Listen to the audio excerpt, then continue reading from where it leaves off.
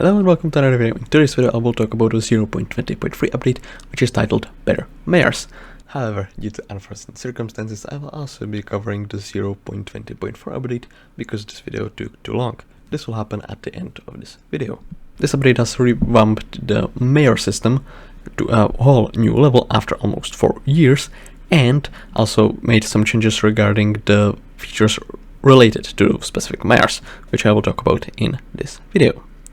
I would have made this video sooner, but unfortunately I was too far away from my computer to do so. This update is said to have shuffled things around in the community center around to give the place a new look, and quote, well, almost everything. Elizabeth was too stubborn to move, so she's staying at the same exact location.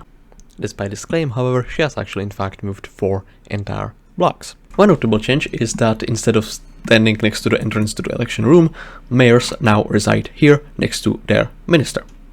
When a mayor is chosen, they will have all of their perks active, as you can see now right here, and they will not appear in the next election, but they will be able to appear in the election after that one with one perk. On top of a mayor being elected, there will also be a minister elected. Minister is a candidate that will receive the second highest amount of votes in an election, and one of their perks, which is always highlighted, will be active, and next time they appear in an election they will not lose their perks, as we can see right now, because there's an active election. As you can see, Diaz is currently mayor, she is unable to appear here, but Diana is currently minister, and she has appeared here with all 4 of her perks, which is nice. I'll talk about the 4 perks in a minute. As we can see, every perk is highlighted as a minister perk. For example, Paul has Marauder, Marina has Lack of the Sea 2.0, Finnegan has Pest Eradicator, Cole has Prospection, and for example Diana has Lucky, which is different from the current minister perk, which is the Pet XP buff. Many players were also surprised to see that this clock is in fact completely functional.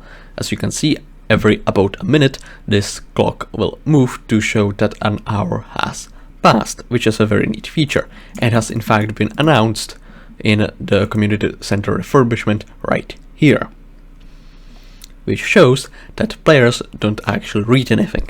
Another change to the mayor election system is that when a candidate shows up with 1 perk or 2 perks, the chance for another perk to appear next election has been increased from 45% to 50%. And if a mayor has 3 perks, the chance for a 4th perk to appear is currently 8%, which means it's very unlikely to have a mayor with all 4 of their perks, but considering that previously not all mayors were equally popular, this could still very much happen. Another thing they said is that they will experiment with the visibility of players' votes.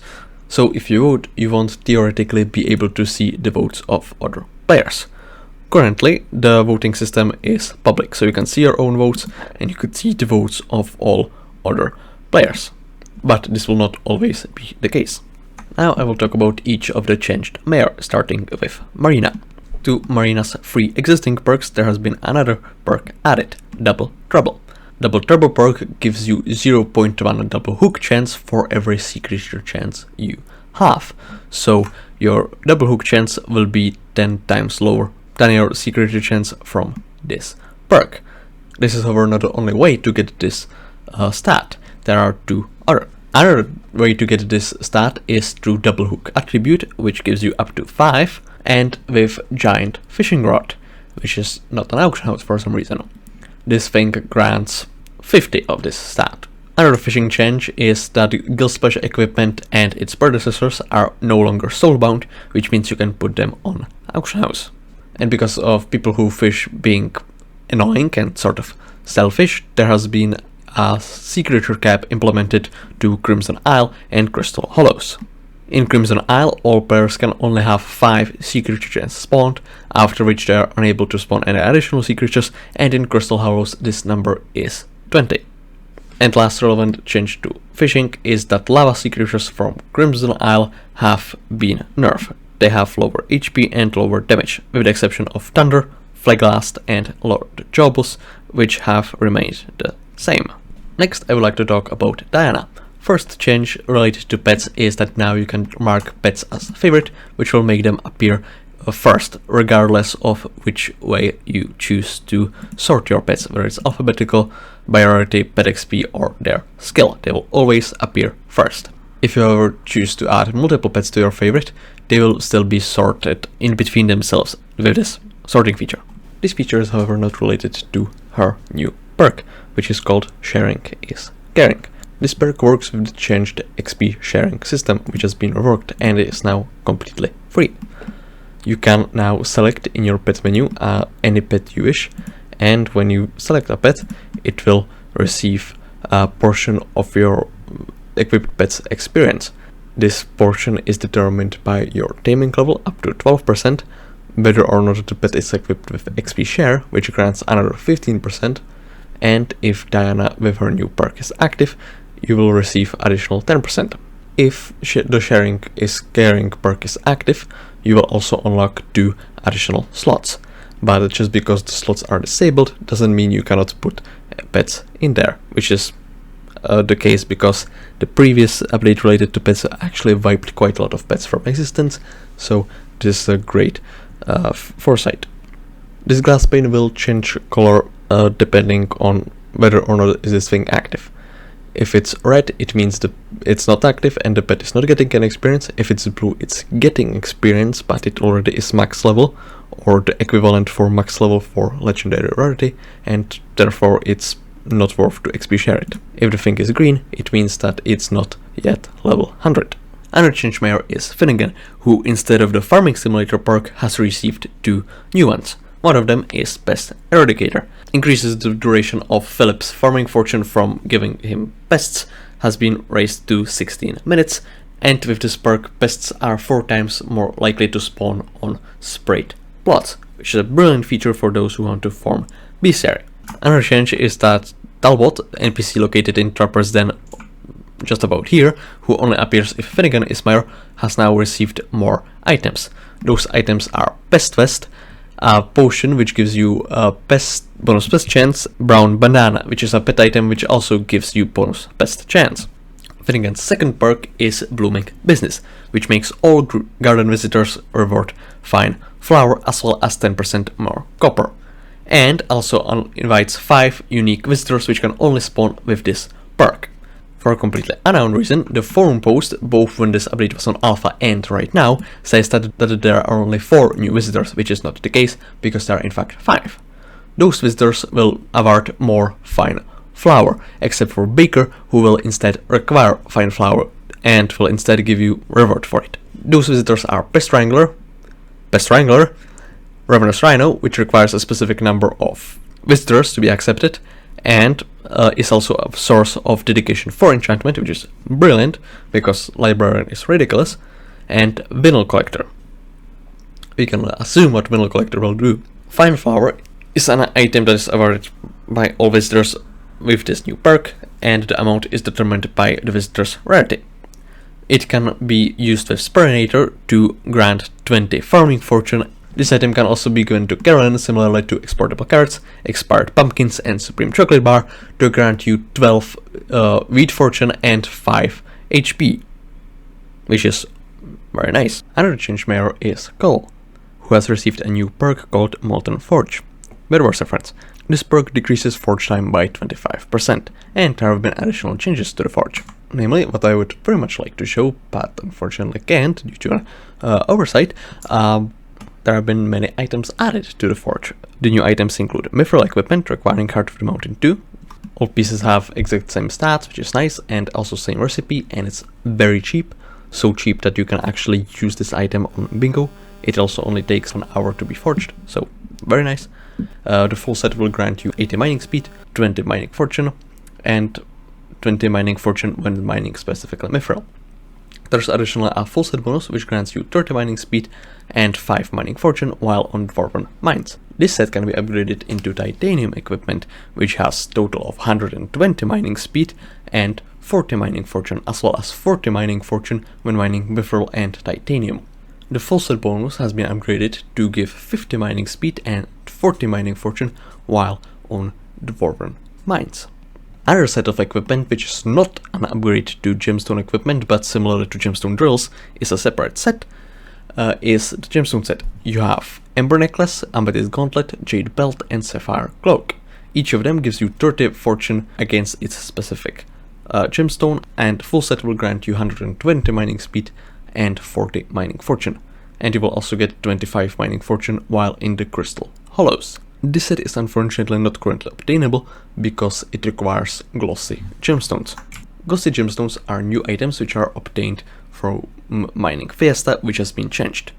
Instead of every coal having 2 events that last an entire SkyBlock month, or 10 hours and 20 minutes, or 620 minutes, you now have 5 events, each of them lasts 7 SkyBlock days, which is 140 minutes, which means the total time has been increased from 620 minutes to 700 minutes. And you also don't have to mine for 5 hours straight. This item is, as you might guess, obtainable from mining gemstones during the Fiesta. And apart from this equipment set, it's also used for many other items. One of those items is Divan's Powder Coating, which requires Heart of the Mountain 7 and can be applied to Armor of Divan, including the necklace, to grant each piece 10 mining fortune to a total of 50 currently. And can be applied to any drill, not just Divan's, to grant it 500 mining speed, which is a very nice bonus, as opposed to many other bonuses to mining speed we have received. Another new item obtainable through glossy gemstones is a Gleaming Crystal, which grants Lustrous Reforged when applied to pickaxes or drills. It's the best mining reforge by far, because previously Auspicious grants only 8 mining fortune regardless of the rarity, while this on Divine rarity can give 25. Wonderful. And of course there's also an upgrade to Mineral Talisman, which is the Glossy Mineral Talisman, which is high rarity and grants 3 additional mining fortune. There's also an upgrade to the Mineral Armor, which now grants fortune for non-ore blocks and has high rarity, but the full set bonus that people use it for is the same. Upgrading Talisman or the Armor set each costs 16 pieces of glossy gemstones, which means you need a total of 80, which is not a lot, meaning it should be very affordable when it becomes obtainable. Another changed mayor is Foxy, whose perk that affected gifts from Cherry Workshop and candy from Spooky Festival has been merged into one, which is called Sweet Benevolence, and on top of granting 30% more gifts and candy, it also gives you 30% more chocolate from finding duplicate rabbits during Hypixel hunt. Fox has also received a new perk, Time for Giving, which makes party chests and party gifts obtainable. Party chests are a better version of Trick or Treat chests from Spooky Festival, and they mostly have the same rewards but in higher quantity, but they can also give a unique set of equipment, which gives you more tickets from various events, which I'll get to later. And there's also Vampire Mask is supposed to be obtainable, which is nice because it's needed for museum. Party gifts are a better version of red gifts, but again give more items, and there's also Snowman Mask, a new item, which is useful for something else. Last, Foxy's new perk adds a Chivalrous Carnival, which happens all year long around here. In this event you can spend 5 Carnival tickets, which I will get to later, in order to play minigames. Minigames will award you Carnival tokens, which is a currency that can be used to purchase things from an NPC called Duck, which will be located just about here when the event happens.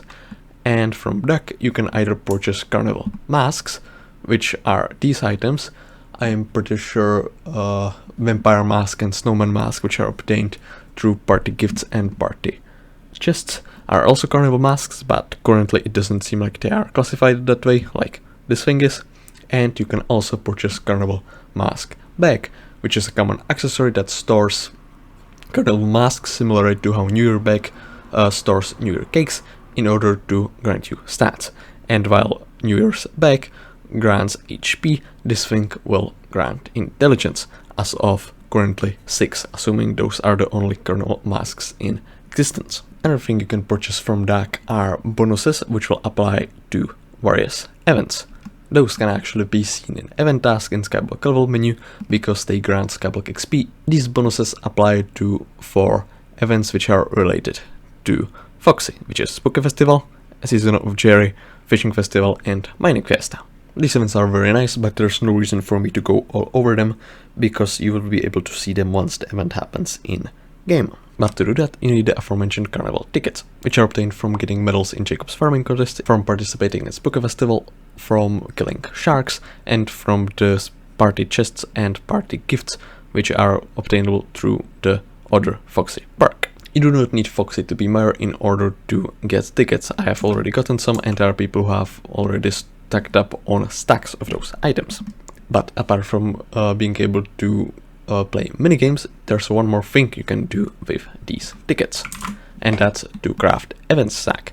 You need 70 of those, as well as Spooky Sack and Winter Sack.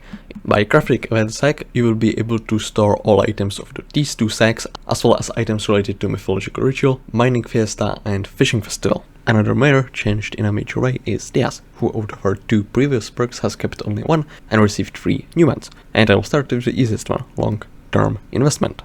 What this perk does is that the minister who gets elected while Diaz is mayor, and possibly Diaz herself, if she gets elected as minister with her own perk, will appear in the next election, which isn't normally possible, as we have learned in 0.20.4 with all of their perks, so that they can be elected and have their all perks active. This area is related to second Diaz's perk, Stock Exchange.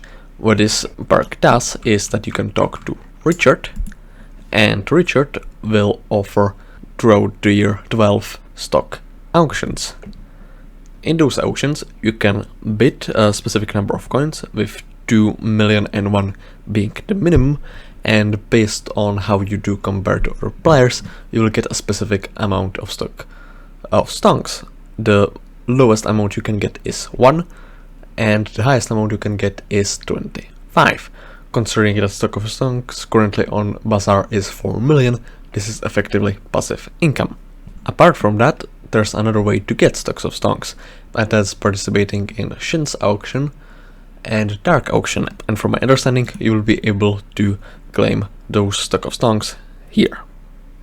Although I do not participate in that, so I do not know for sure.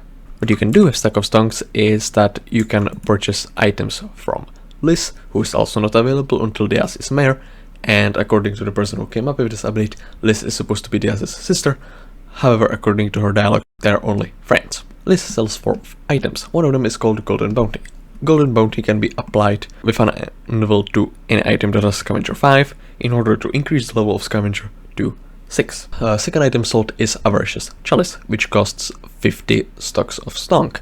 This item has 2 uses. One of them is upgrading Crown of Greed to Crown of Avarice, which is effectively a stronger noun than this.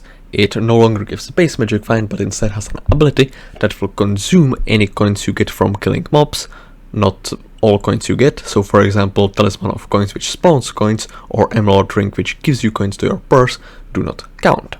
As far as I can tell, all sources of coins that increase the amount of coins you get from killing, such as Scavenger Enchantment, Scavenger Talisman, and abilities such as the one of Redrex, Diddles, Eggs, Bank Enchantment, and so on, work. The consumed coins will be stored on this item, and for every digit of this value, you will get a specific percentage bonus to your damage and raw amount of magic find. And once you have 1 billion, which is going to take insane amount of time, this value will be 15% damage and 6 magic find. Which means it's not the best helmet from magic find, because Clover Helmet exists and 15 damage would have to be multiplicative in order to be better than Warden Helmet, so currently this seems pretty useless. Second use of Crown of Avarice is upgrading Emerald Ring to Emerald Artifact, which will make it give 4 times as many coins. Currently it's very expensive, but it's way smarter use of the item. Third item sold by Liz is Golden Fragment, which has 3 uses. Each of them costs 3 stacks of stonks, and you need 8 of them in order to upgrade 3 different items. First of those items is Midas Sword, who on its own has been buffed from 150 base damage to 120. Apart from this buff, this upgraded version has its ability capped at 250 million coins instead of just 50 million coins, which will increase the bonus to its damage and strength by 105, which is ridiculous. The stats of this item when maxed are better than Dark Claymore. It however doesn't have swing range, but that doesn't excuse the fact that this item has no requirements whatsoever. Another buffed item is Midas Staff, which has been buffed in a similar vein. The only change to Midas Staff in its current state that has happened is that Midas Jewel no longer grants intelligence, but instead it grants ability damage. 8 on legendary rarity and 10 on mythic rarity. The ability Greed on Midas Staff has been buffed from being capped at 100 mil and 26,000 ability damage to being capped at 34,000 damage with 500 million coins, which is about 33% increase in damage. I don't know how good this is. On alpha, I was able to deal 10 million damage per hit with this ability, which I'm not going to be complaining about. But I currently do not have these items. Last item you can upgrade with Golden Fragments is Titles X, which on its own is obviously very good, but has also been buffed. Instead of gaining 4 damage per taming level, it now gives 5, which means all damage from Titles X has been increased by 25%. Remember back in October when they added Fun and with it Taming 60, that was 20% increased damage. This is 25 on top of that. Apart from this, it has also received a new ability, which will grant you 0.5 magic find against mythological creatures for each bestiary tier you have unlocked for mythological creatures, up to 60 magic find. That's ridiculous. I'm not saying it's bad, because this will make it so that Chimera is more obtainable, which I can't complain about, but it's bonkers. Fourth item list cells are fresh minted coins. This item is unique in a way that there's a global cap to how many of these can be purchased by all players, and this cap is 5,000 every 4 hours, I believe, which is fine, I guess, because at some point people will stop needing them because they will already get accessories. Freshly minted coins are used to craft new accessories, but they can also be used to upgrade themselves into different materials. Bloodstained coins are crafted with 1 freshly minted coins and 4 pieces of hemoglass, which can then be upgraded into bloodsoaked coins with half a stack of hemoglass. Each of those 2 items currently only has 1 use. Bloodsoaked coins, the higher tier, is used to craft Scavenger Artifact, while the previous tier's bloodstained coins are used to craft Scavenger Ring. So it's pretty straightforward. What these accessories do is that they increase the amount of coins you get per level of killed enemy by up to 50%, because Scavenger Talisman only gives half a coin per level. This gives 75 cents per level of killed enemy and stacks with the Scavenger enchantment, which currently with 6 levels means that you can get 2.55 coins for a level of killed enemy. Minus Inquisitor, for example, has a level of 750, which means killing it, excluding the coins it drops on its own, will grant 1912.5 coins just from the scavenger effects, which is pretty cool. Second use of freshly minted coins is the accessory line that is upgraded to Talisman of Coins. Those are pretty unspecial, requiring 4 times as many freshly minted coins as the previous tier, and they just give more coins. While on Public Island, the Relic of Coins, however, is different because it has a very low chance to grant stock of stonks. This chance is 1 in 40,444, and it rolls for this chance every minute, meaning it would take on average 28.086 days of playtime, not just of existing, which technically speaking can be translated into passive income, and as of now gives you this many coins. There's a calculator for this value on the Wikipedia page for Relic of Coins. As Diaz's perk is called Volume Trading, and apart from the changes that perk brings while it's active, there has been a change to Shen's auction that is permanent. This change is that instead of there only being 1 Shen's special item, and they would be switching between many items, each of them has a niche use, such as Racing Helmet, Clover Helmet, Wizard Wand, and I completely forgot all the other ones. And what Volume Trading does is that it A, doubles the amount of winners of every single thing, if I'm understanding correctly, and it also brings 2 new chance special. The doubling of items that win should also apply to Rift, and the new permanent item will be added to chance special if there are items available, which I'm not sure what means. So with this item, 6 out of 8 regular candidates have been changed. The exceptions are Atrox and Paul, who currently only have 3 perks. On the alpha thread there was a Vatsovin excuse where the 2 candidates haven't handed in their new perks due to various reasons, but there hasn't been one on the official patch notes thread. There have been also small changes to 2 of the special mares, not Scorpius. One of them is that Derpy no longer closes auction house, but instead quadruples the auction tax and Bazaar tax. And the other change is that Cherry no longer offers Diaz over there in the perk Apocalypse perk, so there will be only the other mares, which means that their perks will happen more often. They have also shared that the Primal Dragon update has been shelved due to performance issues, but is not cancelled, so it will appear a lot later than currently. They shared that the Forging update is looking great, but due to some issues there have been more changes added, and those changes are to the hunting system, which I have not talked about, but it's the rework of attribute system. So instead of you having to apply attributes to multiple items in order to have items for every single setup.